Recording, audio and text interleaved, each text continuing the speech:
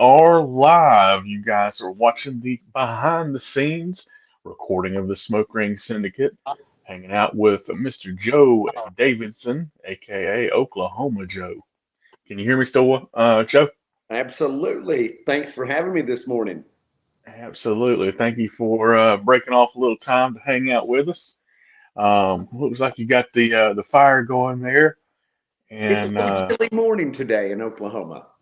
yeah. Well, hey, I'm a big fireplace fan. Um, the only thing that make that better, and I can't see everything, but is if you had the little sliding thing where you could cook over the fire there in the house.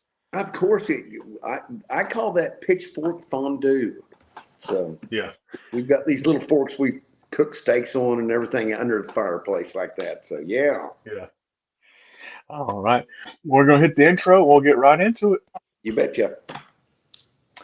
What's up, guys? Wes the People's Pitmaster back again for another episode of the Smoke Ring Syndicate. It's my weekly barbecue podcast that drops every Wednesday at 5:30 a.m. Eastern Standard Time. This week, we're headed out to Oklahoma and we're sitting down with Joe Davidson, aka Oklahoma Joe. Yep, that's right. Oklahoma Joe Smokers, the founder and Oklahoma Joe Restaurants, Joe Davidson. Joe, can you hear me? I can hear you. It's good to be with you this glorious Sunday morning. Thank you. Absolutely.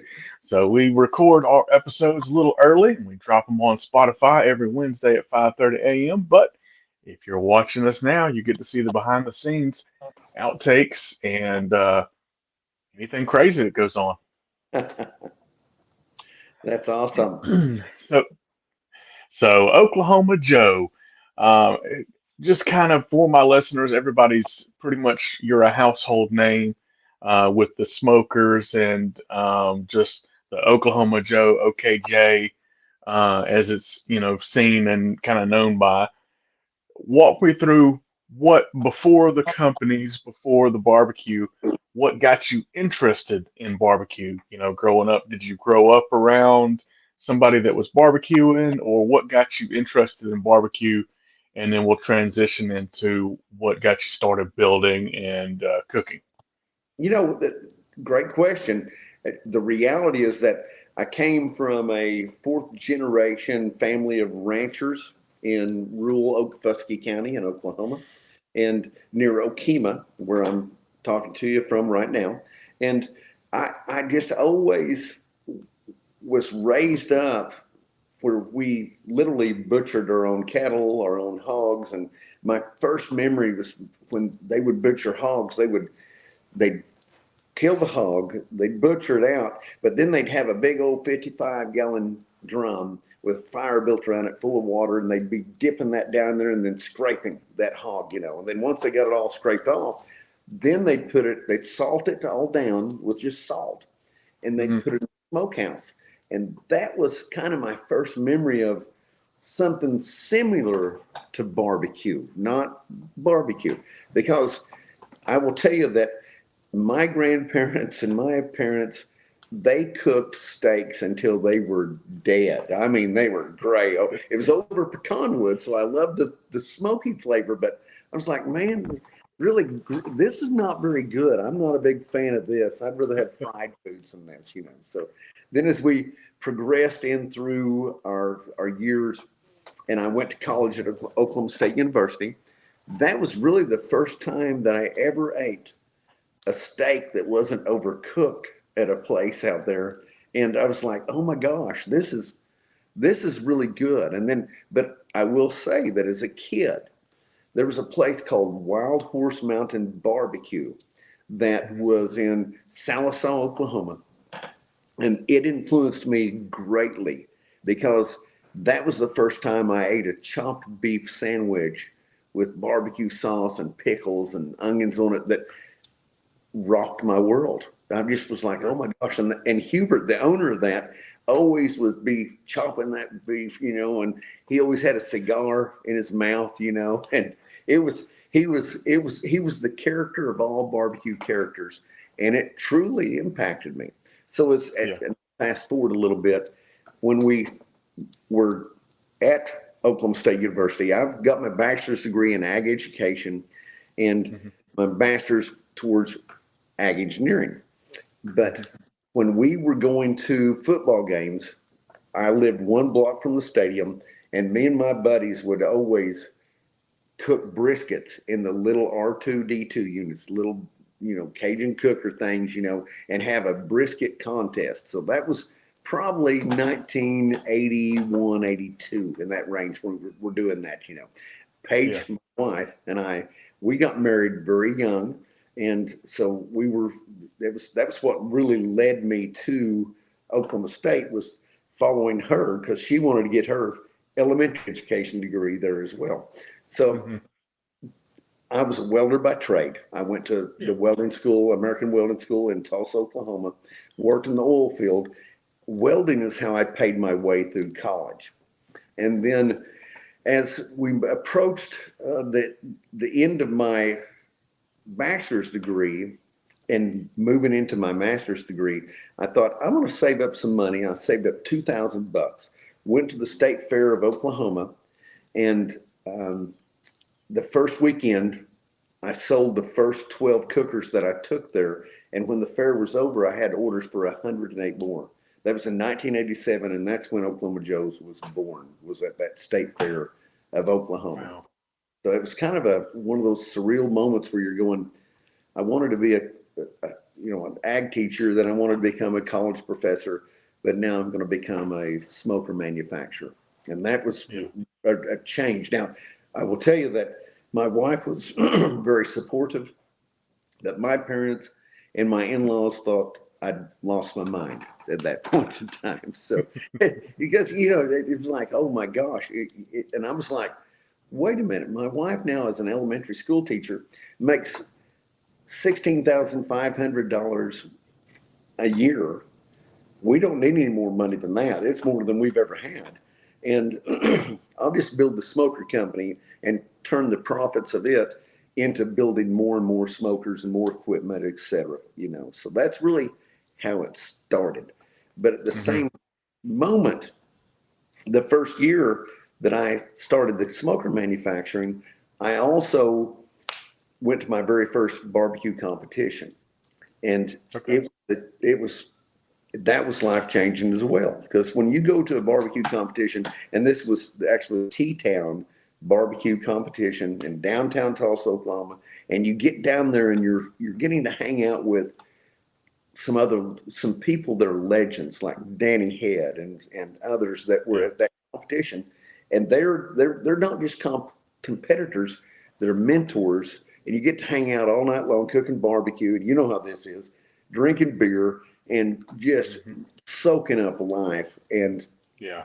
it was just so much fun for me. And I won a third place in brisket, a fifth place in chicken, and you would have thought I'd won a world championship from all the hooting and hollering at that event. So that was that was how I cut my teeth on competition barbecue. So as we Yeah. grew Oklahoma Joe's, it was a parallel line of competition barbecue and building smokers as well. Yeah. So whenever you went to the competition, was it more to see how you fare against everybody, or was it an opportunity to get your cooker in front of other people, or a little combination of both?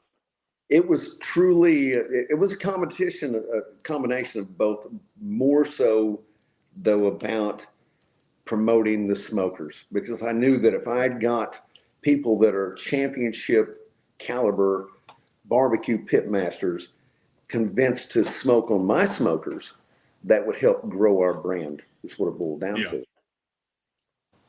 And I think Yeah. that's really that was our kind of our mantra was that we wanted to become world championship barbecuers, but we also wanted every other world championship team to be cooking on our smokers as well. Yeah.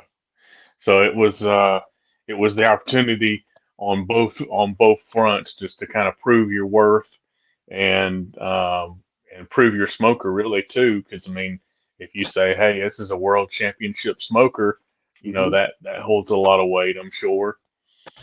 I felt like it did. My my statement from day one for every one of our employees was that someone's got to be the best in the world. So why can't it be us? And Yeah. that's still our mantra. That's just that someone's got to be the best. Let's be it. And everyone in the barbecue world now, it ought to have the same mantra. If you're going to do this and you want to be a competitor and you want to really be world class, make it your goal to be the best in the world. Yeah. Well, and always improving and innovating and, just pushing barbecue forward, as a whole, because, rising tides, rise all ship, or what is it? Rising tides lift all ships. Yeah, absolutely, they do, and that's kind of what I see within. It's a very different arena right now today than it was in the late 80s and the early 90s when it comes to competition barbecue, because there's a plethora of so much information, some of it really good information, some of Hmm. it's not really good information. So it's something though, but people can go in and learn and not even have to cook, but practice by just video watching right now and watching Hmm. podcasts like this and really educating themselves before they get into it. We didn't have that back in the early days, of the Yeah. Kansas City Barbecue Society, et cetera.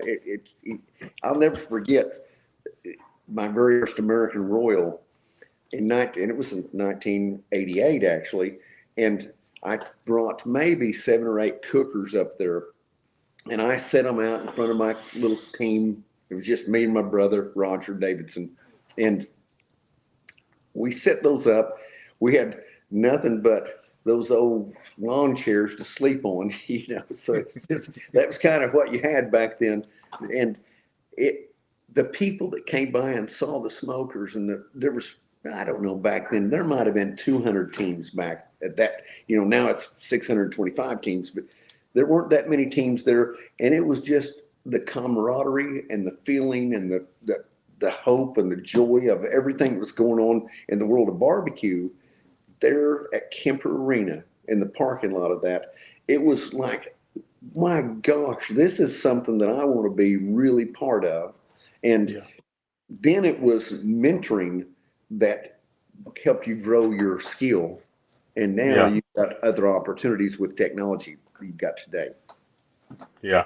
Well, I mean, back then, if you wanted to learn something, you had to go to somebody to learn it. And now, we're just a click away from learning whatever you want to learn, be it barbecue or really anything else. Pretty amazing, Um, isn't it? it is. It's also kind of scary. Um, Well, that's like I said, some of the information's really good, and it's yeah. kind of like false news. Some of it's not very good. Yeah, I understand that. So we're starting in 80, late 80s, and we're getting into the 90s. Kind of walk me through as you're growing, because there hits a point to where, you can only build so many smokers at a time, and you start building a business out of it. Um, and then you get to the point where you're running a pretty good size smoker building business, and then now we've got the restaurant too. Kind of walk me through. Did you have both at the same time, or how did that work? I will tell you that when it comes to the way that we progressed, obviously smokers competition barbecue was the catalyst the way we Hmm. began.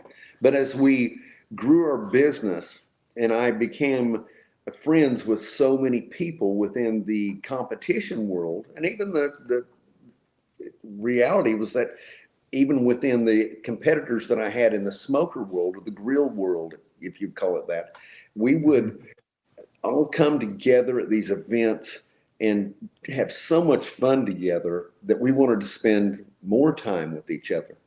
And Yeah. as I sold smokers to other world championship teams, that gave us the opportunity to really network with some really cool innovators in the barbecue world. And everyone, I would say, it's if you're a world championship barbecuer, you think you should be in the restaurant business, and that's Yeah. what kind of I, I thought so as well. And that's just like calling the kettle black. It's really something that not many people that are truly great barbecuers should be restaurateurs. And Yeah. especially, a guy that's already building thousands of smokers a year, what do I need to be in the restaurant business? But we felt like we needed to be in the restaurant business. So as we developed relationships, I met a great couple, Jeff and Joy Staney. They were avidly involved in the barbecue cook-off circuit. They loved it. They were both in the food industry as far as their careers. So I kept thinking, Jeff, who was from Oklahoma, actually from Bixby, Oklahoma, but went to Kansas University, got his degree there, was a food professional, and an unbelievable barbecue competition competitor. I always said that as we went along, and Jeff and I are great friends, I didn't care at a competition if I came in second to last as long as he came in last place. That was always my mantra there. So it was, and his was the same way too. We always had a side bet of money for every category, and if you got grand overall, there was a big old nugget out there as far as that bet goes. But he Yeah. was he was special, and I knew he was special. So I kept telling him, said, let's open a restaurant. Let's open a restaurant. And finally, it took me years to talk him into this, but in 1995, we opened our first barbecue restaurant together in Stillwater, Oklahoma. And Hmm. then in 96, we opened the second one in the gas station in Kansas City.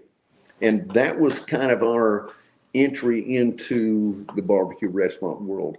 Crazy to open an Oklahoma Joe's in Kansas City, but we always knew that if we did this, we couldn't just do it half-assed. We had to be the best barbecue in Kansas City if we did that. And Yeah. it it it it's the old other saying is that it took us 10 years to become an overnight success. It wasn't easy. It Yeah. was hard. It was a lot of hard work. Jeff and Joy worked their tails off to establish that brand name in Kansas City of Oklahoma Joe's, and that's pretty big deal when they're able to Yeah. do that. So as we grew both the restaurant division and obviously the smoker division, and then the competitions kept going on. That was all part of it. In '93, we won the Jack Daniel's World Championship, best sauce on the planet, best spice on the planet. Then in '94, we won the World Pork Barber Colossal. Then in '96, we won the American Royal. We were Memphis May World Champion as well. So we really were honing in on everything that we did in terms of barbecue and the flavor profiles that we loved during those years. Yeah.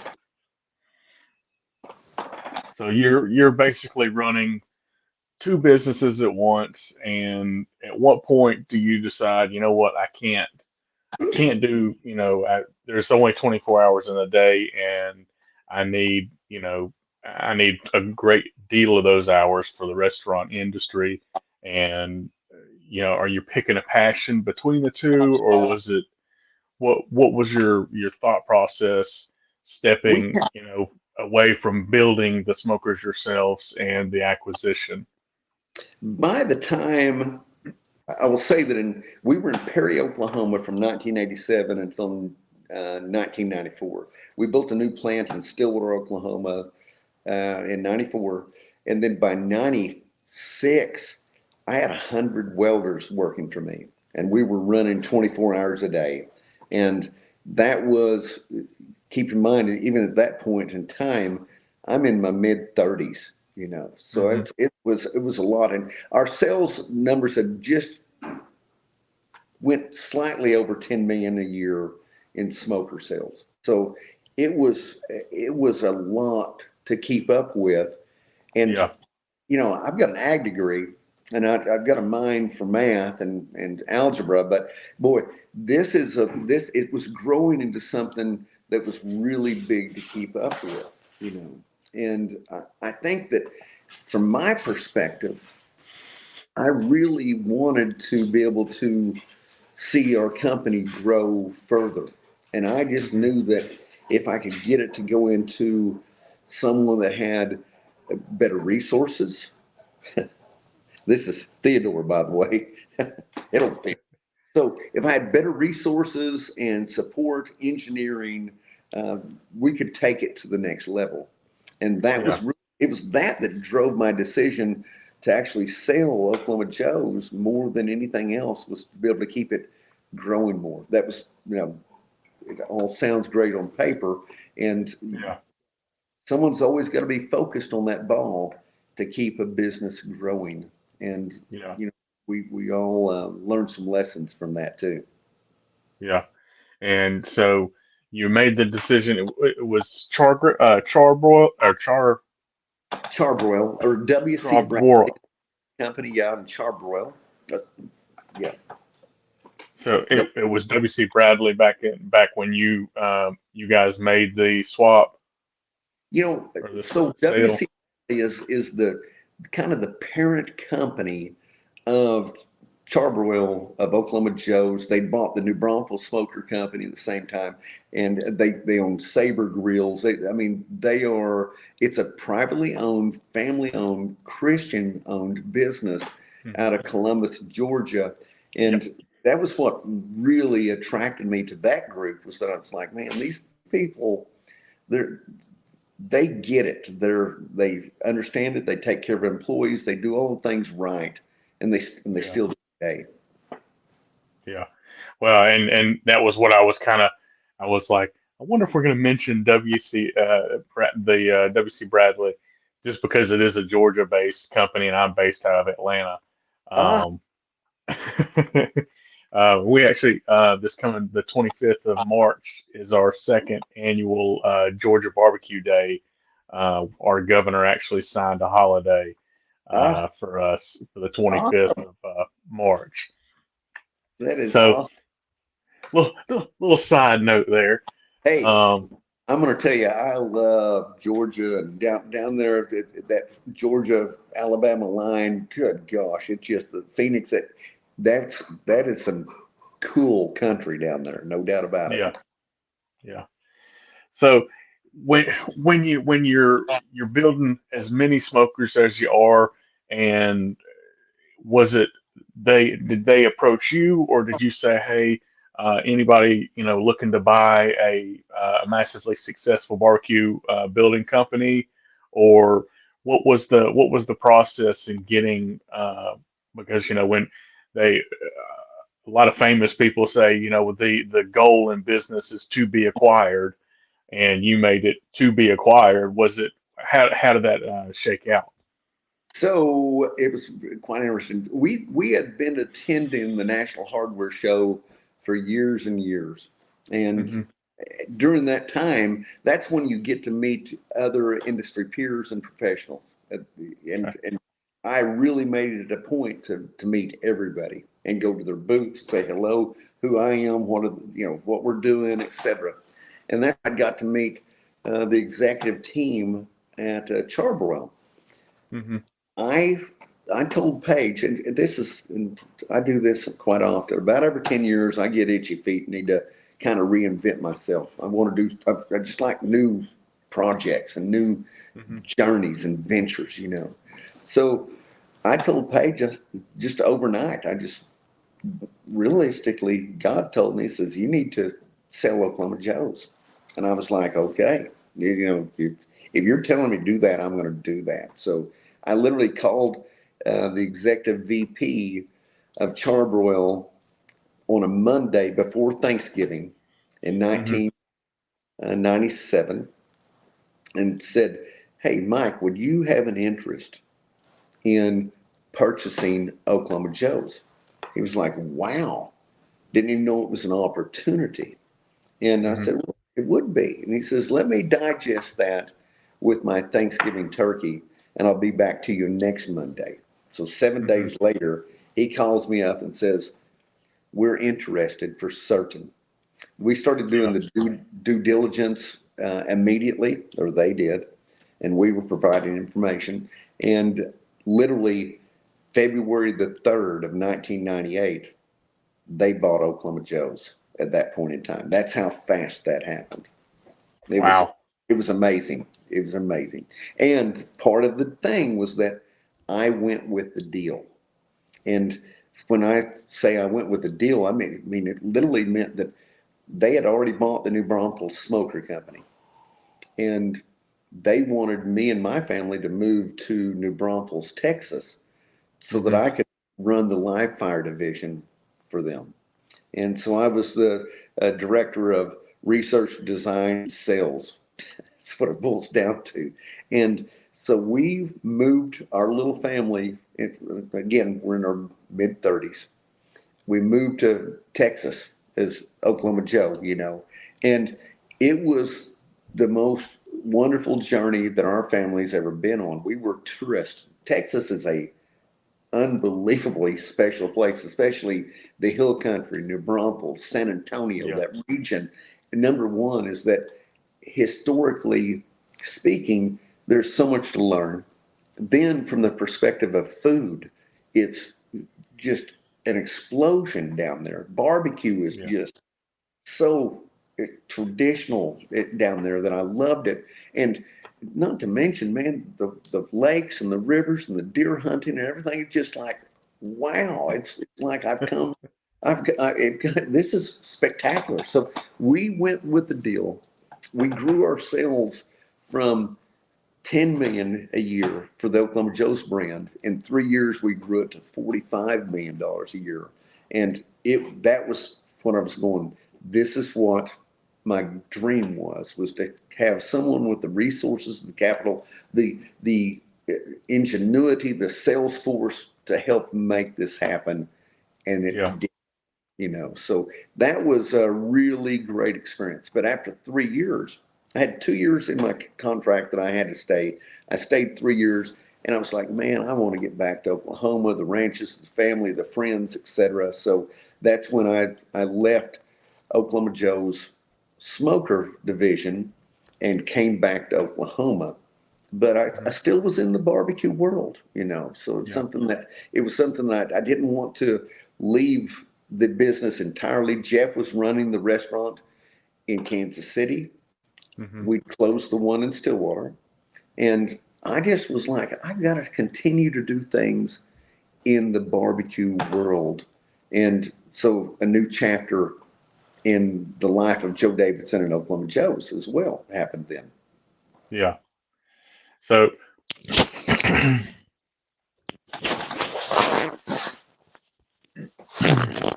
so while you're in Texas, he's running the other restaurant, and that's obviously it's a partnership that's got to be pretty strong for you to be in Texas and him to be in Oklahoma, which it's not that terribly far apart, but um, he's continuing to grow the restaurant and run the restaurant. And you've come back, and we're sitting at what 90, I guess about 2000 or so at that Yeah, point. that's by 2000. That's exactly it. That's exactly it. So Jeff and Joy, they at, as we sold the company, we both agreed. I was like, you know what? I'm not involved with this, but you're running a great company up there in Kansas City at the gas station. And so that at that point in time, that's when Jeff and Joy bought me out of it, but continued to use the Oklahoma Joe name through a licensing agreement. That's what it is. It's not a Yeah. franchise, but a true licensing agreement is what it was. So I was still benefiting from all their work, their hard work, and their Hmm. growth, etc. But realistically, while we've got very common DNA today, Oklahoma Joe's and Joe's Kansas City, they're separately owned entities, and Hmm. both of them quite successful. Okay. So Oklahoma Joe's restaurant that you are running currently, and then the Kansas City Joe's are two separate companies essentially. Completely separate. I mean, Okay. same DNA, but it's something that Jeff and I, Jeff operated under the brand of Oklahoma Joe's from 1996 until 2014, and then he transitioned into the name Joe's Kansas City at that point in time. It was a mutually agreed transition, Hmm. and I think that it's something that it's been beneficial for them to be.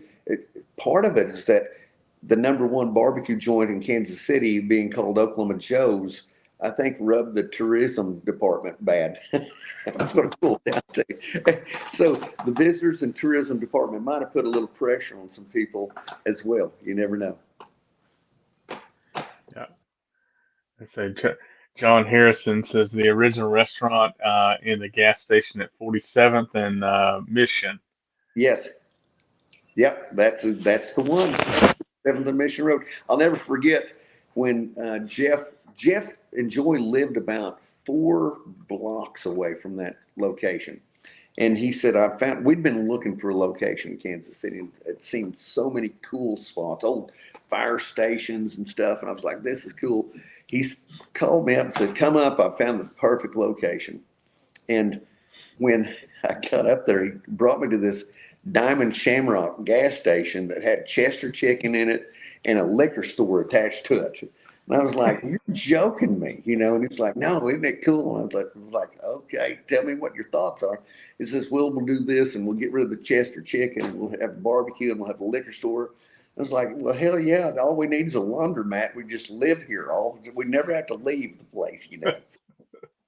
And then the magic question was, I said, so this corner, how much do they want for it? He says, they want $1 million for it. And I was like, holy cow, you're joking me. I can't believe they want $1 million for this dump. And he's like, Yeah. well, worth it. And I said, are you sure about this, Jeff? And he was like, I'm sure about it. And I said, okay, I'll back you on this thing to help get this off the ground. But woo, this is a stretch at any limit. And again, it took them 10 years to become an overnight success. It wasn't easy. It was hard, Yeah. but they. One of the things about our generation is that we may not understand tech as much as other people do, but our generation can outwork most people as well. So if it requires 16 hours a day, that's what we did, and we did it. We'd come home and barely get our boots off before we went to sleep, and then we'd be at it at 7 o'clock the next morning. And that's the way I've lived my life in terms of work. I'm very driven. Yeah. Well, absolutely. I mean, to build a smoker company and be in the barbecue industry and still competing on the weekends and growing into, I mean, like, who else is known by a state? I mean, Oklahoma Joe's, like, you know, I don't know anybody else has got the moniker or the nickname of their state in their name. So you don't Yeah. get that by by sitting beside beside a stream and fishing Yep. all day for sure. So Absolutely. Well, it's one of those. I'm so proud of what we've grown and how our brand is built and what we've accomplished as well. But I'm going to tell you, it's been nearly 40 years of dedication, hard work, and living the barbecue life that's mhm. enabled us to do that. Yeah. Well, that's kind of what this podcast is really all about. It's the barbecue lifestyle. Like I walk and talk with, I sit and talk with, folks that are in the barbecue industry in different spaces, be it rub business, sauce business, restaurateurs, um, smoker builder companies, even some social media guys, which that would not, that wouldn't have even been an option for you when you started, being a social media influencer, back in the day. But I would imagine you've probably been a pretty good one. We were barbecue influencers before influencers were cool. I think that's what it boils down to. And we personified the era of barbecue competitions were unbelievably fun. They were Hmm. we came to party. That's what it boils down to. And there were several rules made for Joe Davidson and Oklahoma Joe's. One of them was quiet time at midnight. I always felt like, hey, we're here to barbecue, and we're going to be barbecuing all night long. We're going to have lights and music going all night long. And we did that.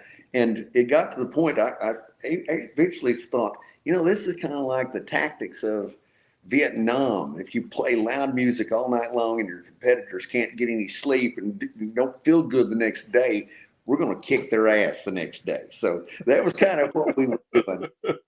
And it was fun. I mean, I will tell you that we burned it down back in those days. And my brother and my other teammates, Todd Thompson, Jeff Bradley, and Lloyd Davenport, there were a lot of teammates that were there helping us carry on and have so much fun. And I'm just picturing the burning it down all night is it's that's quite funny. Yeah. Well, and as as a competition barbecue person, if you got a stick burner, you don't get a lot of sleep, unless you just Yeah, got some team member that says, I'll stay up all night long, tend the fire. We all were fire tenders, is what it boils down to. So we wanted to yeah. stay up, and that was part of that experience. Now, as I will also say that come turn in time, that we were unbelievably serious. It was Yeah. we had a lot of fun, but when it came time for business, no one was more serious than us at getting that right and making certain that every turn-in was right. It's kind of like finishing ribs. I've always said that finishing ribs is the most delicate thing you can ever do. It's like climbing to the top of Mount Everest. When you get to the very peak, when they're perfect, you got to get them off right then, because you're going to fall off the other side of that cliff that just Hmm. it happened that quick. So it's finishing off things in competition and getting it right at those crucial turn-in times is and timing logistically, etc. How far is it to walk to the turn-in, etc. I mean, that was part of the fun of that and planning of competition barbecue. Yeah.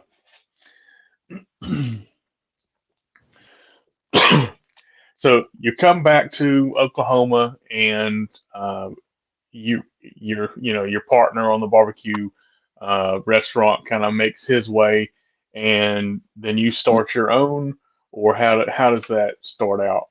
Well, will say that when I decided to leave Texas, I actually went and I thought I'm going to develop some outdoor cooking videos. Mhm. So I literally went to Walmart and I bought all the smokers and the turkey fryers and grills and smokers that they sold and brought them to our little ranch that we had there in Texas. And we shot a series of outdoor cooking videos called Great American Barbecue. Mhm. And there were six of them. And I built a little display case for these things. And I went to Walmart. And I've been selling to Walmart since late 80s, So I had an open door to have meetings there. I walked into the buyer for the grill division at that point in time, Larry Russell. I said, hey, I've got these six outdoor cooking videos. They're all on units that you sell here at Walmart. And I think this is very educational and it's perfect. And this is back when VHS tapes sold for $20, 14.99, etc. And I said, this is the thing though. I said, you need to sell these videos for $4.99. That way they're cheaper than any VHS tape out there. I'm dating myself when I say VHS tape. A lot of people may even not know what they are. But I was hoping that he would put these with my little display into maybe 500 Walmarts. And he loved the idea. And I said, well, what do you think? How many stores? And he says, well, I've got one question for you first. He said, I need your help with something. And I said, what's that? And he says, I want to launch a private label charcoal. And I said, well, what do you mean? He says, I want Sam's Choice charcoal. I was like, okay. And I said, with that idea, how many stores you want to put these VHS tapes in? He says, all of them. I was like, all of them? And he said, yeah, all of them. I said, like 3,500. He says, a little more than 3,500 stores, you know. So right off the bat, we literally sold over 1 million outdoor cooking videos. And I don't think anyone sold that many ever, but it's just one of those things that's just, that was back before there was internet. There wasn't a Yeah. YouTube, anything like that. So tapes were the way it what went back then, you know. Yeah. And Uh, I did help them. I went first to Grant LaMontagne, the president of Kingsford, and I said, mhm. I met him at the National Hardware Show as well, and became a friend. And I said, hey, do y'all have any interest in doing private label charcoal? And says, no, we don't really do that. And he says, but you should talk to Jim Allen, the president of Royal Oak. And so I called Jim Allen, said, hey, would y'all be interested in doing this? And literally, they said, can we pick you up with our jet in Tulsa, Oklahoma tomorrow and bring you down to Atlanta? You know, and I was like, Yeah. of course you can, you know. So literally in 1 week, I got the deal done to do Sam's Choice charcoal manufactured by Royal Oak. In our first year, I mean, literally our first year, we did over 20 million in sales, and it grew over the next few years to over 50 million in sales of Sam's Choice charcoal. So it was really an unbelievable growth experience, an opportunity for us, our companies, and it gave me the opportunity as well to keep my toe in the water of the barbecue industry.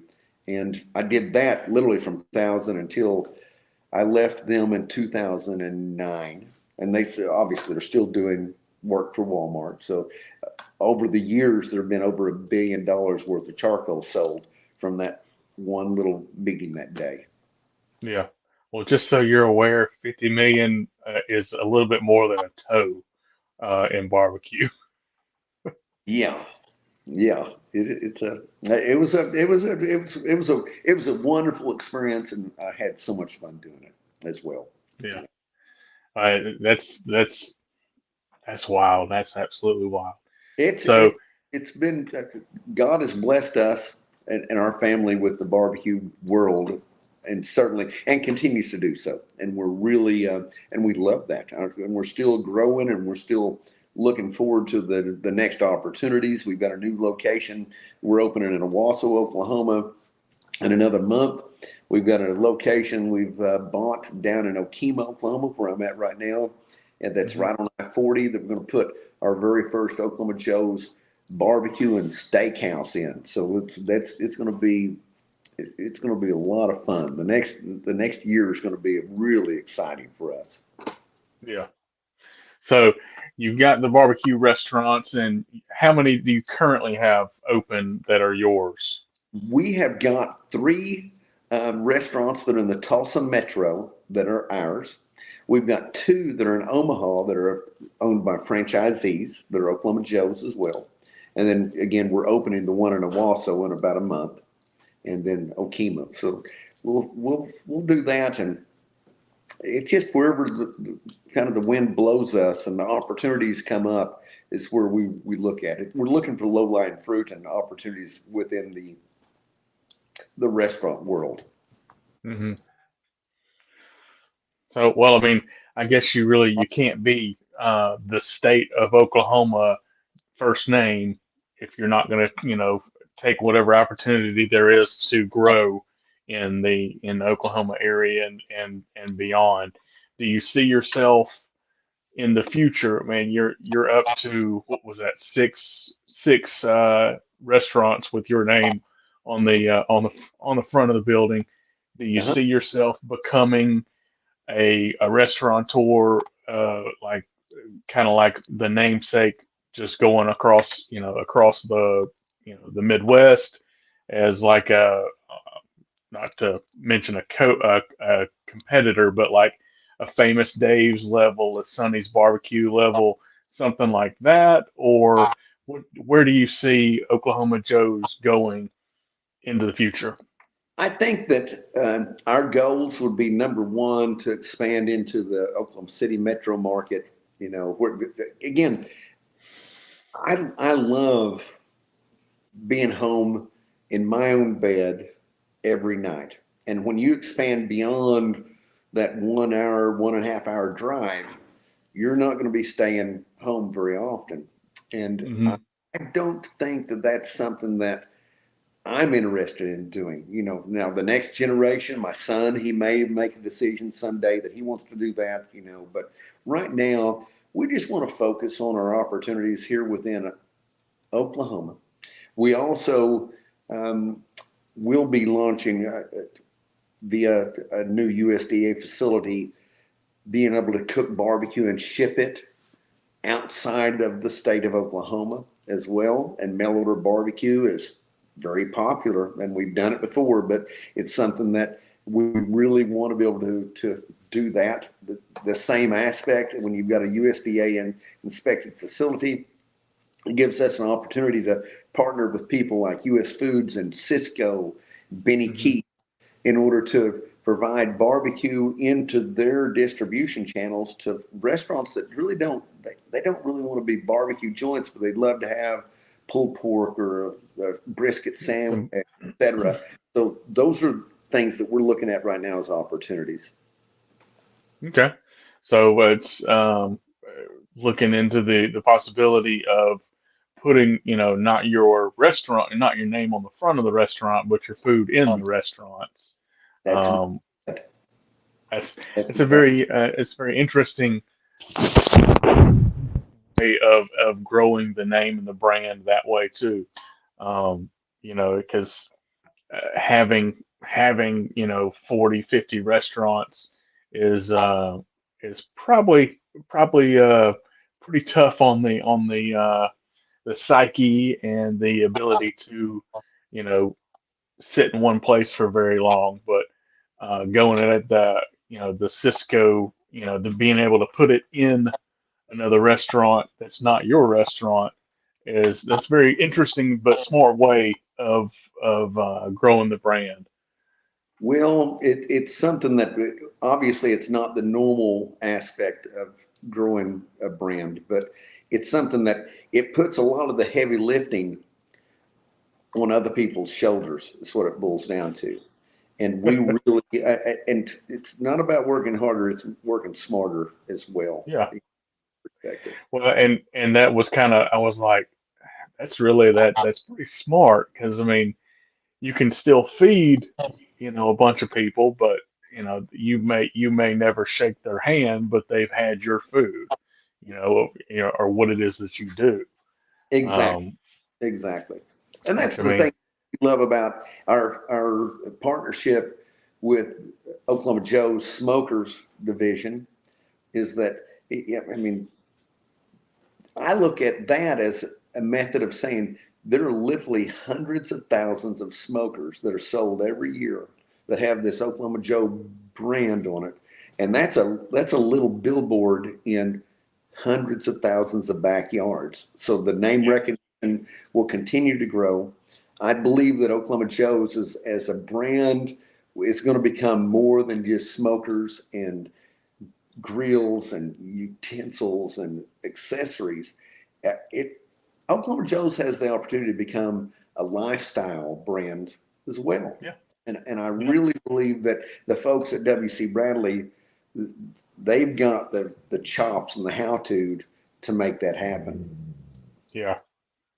Well, and that was like I said, you and I've been kind of touching base back and forth for uh, several months trying to get on each other's schedule, and I just from just from knowing what I knew before I started talking to you, I was like, this guy's a pretty big in what my podcast is kind of based on. He's pretty high up on turning his barbecue into a lifestyle brand. So I was very, very, very excited to get the opportunity to sit down and chat with you. And I've been up for several hours waiting on time to to sitting here and chat with you. Because I mean, yeah, you're a barbecue legend, and you know it's what you've built and what will continue to be built. You know, long after generations, it's going to be Oklahoma Joe's for a good long time, and that's super powerful. Well, thank you very much. I appreciate that. And again, we're so pleased and honored in what's happened and how the brand has grown, and to live long enough to where you see these original Oklahoma Joes now being called vintage smokers. I'm like, holy cow, I'm the dude that built that thing, you know. I was a welder, so it's Yeah, kind of it's almost surreal at times the way that God's led our path down, and but He's always we've tried to listen. Our family has always listened and went in the direction that we believe we're called to go. yeah. Well, got Mr. Harrison says he's got a two 5 pound bottles of the OJ original sauce in the cabinet currently, and it's a good flavored sauce to use. That's So, awesome. and we didn't even go over the fact that you're making apparently rubs and sauces too. You know, just a little thing on the side, right? Side notes, yes, indeed. That Walmart sells a lot of barbecue sauce. I'll tell you. Yeah. So, and you were talking about these smokers being called vintage. I've got a friend of mine in the barbecue world. His name's Nick, and I told him that I was going to sit down and chat with you today. And he's like, "Oh yeah, he actually called me. I had one of his old smokers, and he actually contacted me about buying one that because his kind of like little side project, little hobby is he'll buy you know like the original old school smokers and like refurbish them and paint them and you know bring them back to life and turn around and resell them. And he's like, yeah, he said he had reached out about buying one that I had, and I said, well, what kind of smoker was it? He said, well, it was one of his. I said, Yeah, well, I guess why would he buy somebody else's, right? that's I love the opportunity to get these old smokers like that and bring them in. And my thoughts are always that, hey, I'll buy them. I've got them in the barn up in Broken Arrow, and someday I think my grandkids will really like having those things, you know. So we just want to we want to. I couldn't believe that, you know, when we wrapped up our business, literally the only smokers I left with were my competition trailer rigs. I didn't have any backyard rigs, you know. And then Yeah. when you've got competition rigs, it's kind of hard to cook on a little smoker, you know, to be honest with you. But Yeah. still want to have some of those around so that my family understands what it's all about, even 20, 30, 40, 50 years from now. And that's Yeah. the other thing is that the original Oklahoma Joe smokers, they came with a lifetime warranty. And I always said they'll last us your entire life if you die when you ought to. Uh, Lifetime as long as your life is just the right amount. It's the right amount of time. That's exactly right. So, but that's what's cool is that when smokers become family heirlooms. I mean, I've got so many people that have reached out to me and like, my grandpa had this and my dad had it. Now I've Hmm. got it. Like, golly, that's crazy. You know, that these things are being passed down to family members and to Yeah. friends. And it's just like, wow, this is cool, you know. But that's Yeah. again, someone's got to be the best in the world. So why couldn't it be us? And that's exactly what our smokers are about. Absolutely. Well, I mean, you've kind of cemented your name in the barbecue world, and it's cemented in a different way. I mean, you've got like the big competition guys like Big Make Mo Cason and the Myron Mixons and the Tuffy Stones, and they've all got their lane of barbecue that they do, and you've got your lane of barbecue that you do.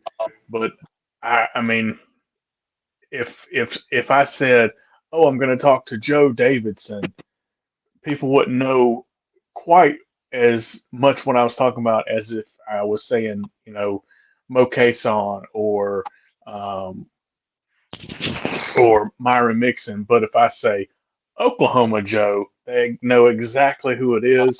They've got one in their backyard. They've eaten at the restaurant. I would say you probably have your name carries a little more weight than even those guys. Um, and as they grow and as you guys grow, I'm sure the landscape changes here and there. But um, it's super fascinating to hear the story, and honored to have been able to sit down and chat with you, honestly. So when you're cooking at home, are you cooking much barbecue, or have you just given up barbecue all altogether? What's your favorite barbecue to cook at the house? I I still cook barbecue all the time. All right, and when I say that, true smoking wise, my favorite thing to cook right now is this time of year we love to brine briskets and cook pastrami. That's just Okay. I love pastrami. It's just one of my favorite things. So when you brine a brisket for 5 days and then you smoke it just like you would a regular brisket, and then Hmm. let off and separate the point from the flat and make burnt ends and then sliced and uh, Reubens that are made out of this smoked brisket pastrami. I, it's one of my favorite things in the world. But I will tell you, my favorite thing to smoke at home are beef plate ribs. I love Really? to cook beef plate ribs. It's the richest, most delicious meat that I think that you can eat off of a smoker. And Yeah. it's not easy to do, but boy, when done properly, people go crazy over that stuff. So that's Yeah. that's kind of my deal. Now, 3 or 4 nights a week, we always grill. Oh, I'm not over gas grill, but we grill steaks and Hmm. fish as well. So we're outdoor cookers. That's what we do. Yeah.